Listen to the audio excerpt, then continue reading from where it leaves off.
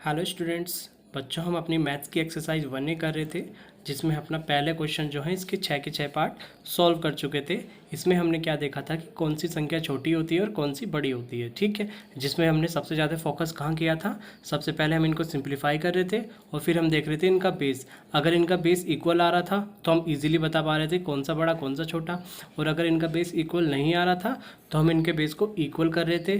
किसकी हेल्प से? एलसीएम की हेल्प से। और फिर इनके बेस को इक्वल बना करके हम इजीली बता पा रहे थे कि कौन सी संख्या छोटी है कौन सी बड़ी है, ठीक है बच्चों। अब सिमिलर से आपके क्वेश्चन नंबर 2 और क्वेश्चन नंबर 3 भी बिल्कुल सिमिलर है, ठीक है। इनका एक एक पार्ट हम सॉल्व करेंगे और आपको समझाएंगे कैसे होंगे ये।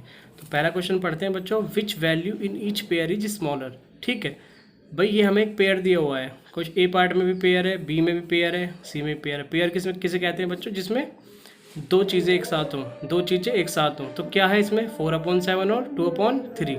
क्या है बच्चों? 4/7 और 2/3।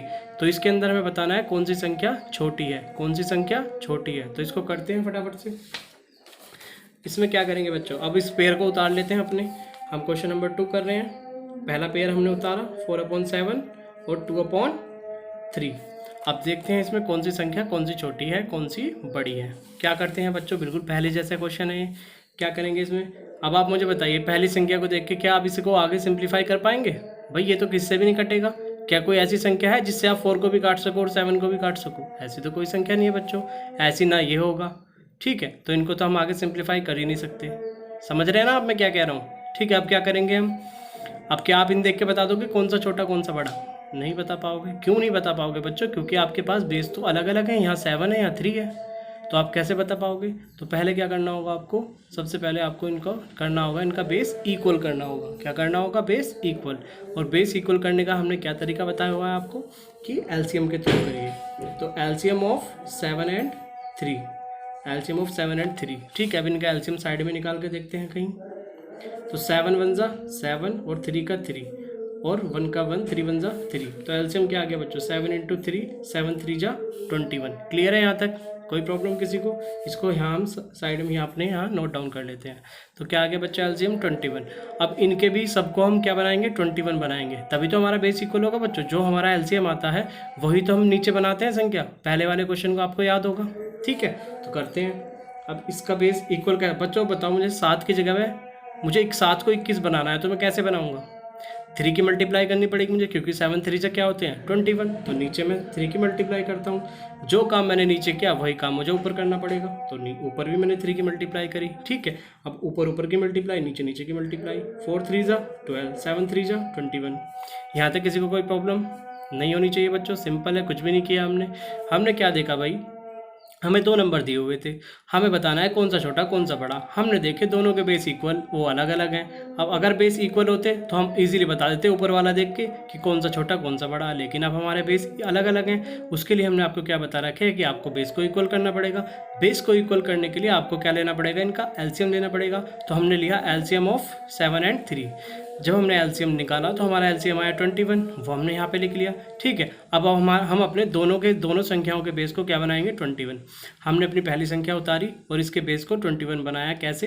7 में 3 की मल्टीप्लाई करके। जो काम हमने नीचे करा वही काम हमने ऊपर कर दिया। हमारी संख्या क्या बन गई? मल्टीप्लाई करके 12/21। वैसे ही काम अब सेकंड संख्या के साथ करेंगे। सेकंड संख्या क्या है हमारी? Second number 2/3। अब बच्चों आप मुझे बताओ 3 को 21 में कैसे बना पाऊंगा? बताइए। 3 में अगर मैं 7 की मल्टीप्लाई कर दूँ तो मेरा काम नहीं बन जाएगा? 3 7 जा 21 होते हैं बच्चों, ठीक है। तो बेसिक बात है, इतने टेबल तो आपको आने चाहिए, ठीक है। जो काम मैंने नीचे किया वही काम मैं ऊपर करूँगा। 2 7 जा, अब ऊपर ऊपर की मल्टीप्लाई 2 7 जा 14, नीचे नीचे की मल्टीप्लाई 3 7 जा 21। सिंपल है बच्चों, कोई प्रॉब्लम नहीं होनी चाहिए इसमें, ठीक है। अब देखिए भाई, अब हमारे बेस हो गए इक्वल, यहाँ भी 21 यहाँ भी 21। तो अब मुझे बेस से मतलब नहीं है, अब मैं देखूंगा ऊपर वाली संख्याओं के अपनी। जो मेरी छोटी है वो छोटी, जो बड़ी है वो बड़ी, क्योंकि इनके आगे कोई नेगेटिव निशान नहीं है, सब पॉजिटिव है। तो कौन सा छोटा है बच्चों? 12 छोटा है, ठीक है। और 12 हमने बनाया किससे? 4/7 से। तो यानी कि 4/7 हमारा छोटा होगा। तो हम आंसर क्या लिख देंगे? Smallest number equals to 4/7। ठीक है बच्चों, बिल्कुल इजी क्वेश्चन है ये, कोई प्रॉब्लम नहीं होनी चाहिए इसमें आपको, ठीक है। चलिए मैं आपको इसमें एक क्वेश्चन और करके दिखाता हूँ, फिर बाकी के बचे हुए 2 पार्ट्स आप खुद से ट्राई करेंगे, क्योंकि बच्चों खुद से ट्राई करना बहुत ज़रूरी है। ठीक है, अगर आप इसमें प्रैक्टिस नहीं करेंगे तो आपको इसमें कुछ भी समझ में नहीं आएगा, और मतलब समझ में भी आ जाएगा तो आप खुद से नहीं कर पाएंगे उस चीज़ों को, जब तक आप खुद से प्रैक्टिस नहीं करेंगे। तो अब मैं आपको एक क्वेश्चन कराता हूँ। चलिए मैं क्वेश्चन नंबर डी आपको कराता हूँ। ठीक है बच्चों, तो क्वेश्चन नंबर डी करते हैं। 2 का डी पार्ट क्या है दिया है बच्चों, -1 और 3/4, और सेकंड नंबर क्या दिया है, -1 4/5, -1 4/5। ठीक है बच्चों, ये हमें नंबर गिवन है, इसमें हमें क्या बताना है, कौन सा छोटा है। ठीक है, इसके लिए सबसे पहले हम इसको सिंप्लीफाई करेंगे। पहला नंबर हमने उतारा -1 3/4। भैया ये किस में मिक्स्ड फ्रैक्शन में दिया हुआ है, इसको हम क्या करेंगे, प्रॉपर फ्रैक्शन में कन्वर्ट करेंगे। उसके लिए हम क्या करते हैं बच्चों, 4 1 जा 4, तो क्या आया -4, क्योंकि माइनस भी है, और ऊपर वाली संख्या ऐड कर देते हैं, तो क्या आया +3, और डिवाइडेड में और अपॉन में क्या आएगा, जो है वही। तो इसको घटाएंगे तो क्या बन जाएगा, 4 में से 3 गए 1, वो भी किसका, माइनस का, -1/4। ये बात सबको समझ में आ रही होगी, बहुत ईजी है, इसको हम कई बार कर चुके हैं, अब तक आपको समझ में आ जानी चाहिए थी। ठीक है बच्चों, अब अगला क्वेश्चन, अगला जो नंबर है उसको सिंप्लीफाई करते हैं। अगला नंबर क्या है हमारा, -1 4/5। ठीक है बच्चों, बहुत सिंपल है ये। अब 5 के 1 में मल्टीप्लाई करते हैं, तो 5 1 जा 5, वो भी किसका बच्चों, माइनस का, क्योंकि इसके आगे माइनस का निशान लगा है, और ऊपर वाला इसमें ऐड हो जाएगा। ऊपर वाला नंबर कौन सा है, 4, तो -5 + 4, और अपॉन में क्या आएगा, जो है, यानी 5 है तो 5 ही आएगा। क्लियर है बच्चों। अब 5 में से 4 गए, कितने बचे, 1, वो भी किसका, माइनस का, क्योंकि 5 बड़ी संख्या है और 5 के आगे नेगेटिव निशान लगाया, तो -1 डिवाइडेड बाय 5। क्लियर है बच्चों। ठीक है, तो ये हमारा क्या बन गया, -1/5 बन गया बच्चों। ठीक है, सिंपल है।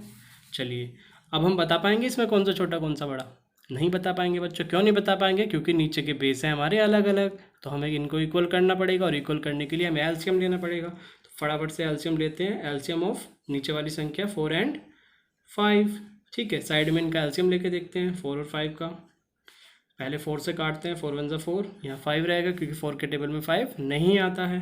अब 5 से चलाएंगे, 5 1 जा 5, 5 1 जा 5, तो एलसीएम क्या आ गया बच्चों, 4 × 5, 4 5 जा 20, ये हमारा एलसीएम बन गया। ठीक है, यहाँ तक किसी को कोई प्रॉब्लम नहीं होगी। अब यहाँ पे इसको नोट डाउन कर लेते हैं, जो हमने एलसीएम निकाला, तो क्या आया बच्चों, एलसीएम 20। ठीक है, कोई प्रॉब्लम, ठीक है, चले आगे। चलिए, इसके बाद हम क्या करते हैं, अपने बेस को, जो ये हमारे हैं डिनोमिनेटर और बेस, कुछ भी कह सकते हैं, इनको हम 20 बनाएंगे। तो पहला नंबर उतारते हैं, -1/4।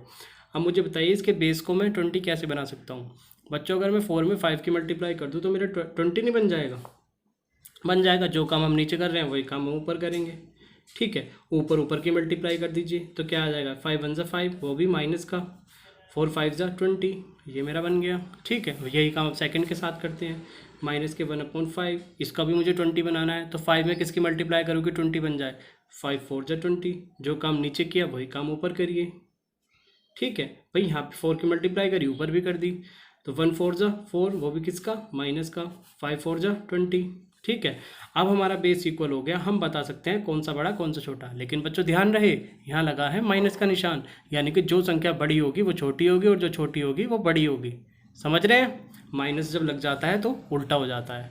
ठीक है, तो 5 क्या होगा इसमें, -5/20 छोटा होगा। भाई अब हमारा बेस इक्वल हो गया, बेस इक्वल हो गया, तो हम बेस को नहीं देखेंगे, हम देखेंगे ऊपर वाले को।